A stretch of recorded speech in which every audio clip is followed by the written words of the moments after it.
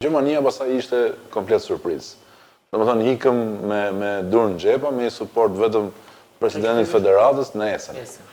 Në atë kohë presidenti Armando Duka na suportoi me pjesën e pagesave të hotelit dhe transportit. Dhe kur shkuam atje, pastaj pam që okay, priti se duhet kishim marrë dhe ca lek me vete se duhet me hangër me vend, të kupton? Aty pam pastaj suportin. Ne ishim ekipi kombëtar. Ne ishim ekipi kombëtar. Që ishim me durë në xhepa. Po. Në bazë krahasuese domethënë se përveç federatës që e konfirmuat që ju ka suportuar, ju ka ndihmuar.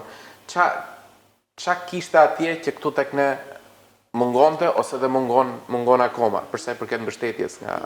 Them drejtën atje gjetëm mall për ekipin, gjetëm mall për Shqipërinë, domethënë gjetëm një atë dashuri shumë madhe që na boni shumë përshtypje. Domethënë e kishim harruar atë sensin e patriotizmit, po themi ose këto, domethënë pam tifozë që na erdhën nga Berlini me karrocë me fëmijë. 7 orë rrugë në tren. Ka marrë vetëm se mora vesh që ka ardhur një ekip kombëtar në Shqipëri.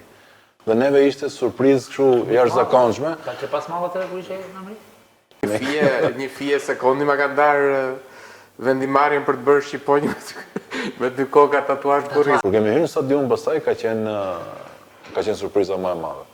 Domethënë shifshe stadium 4000 veta që ishin vetëm shqiptarë që kishin hyrë 2 orë përpara. Shqipëri-Kolumbi. Për të zonë vendin, Shqipëri-Portugali.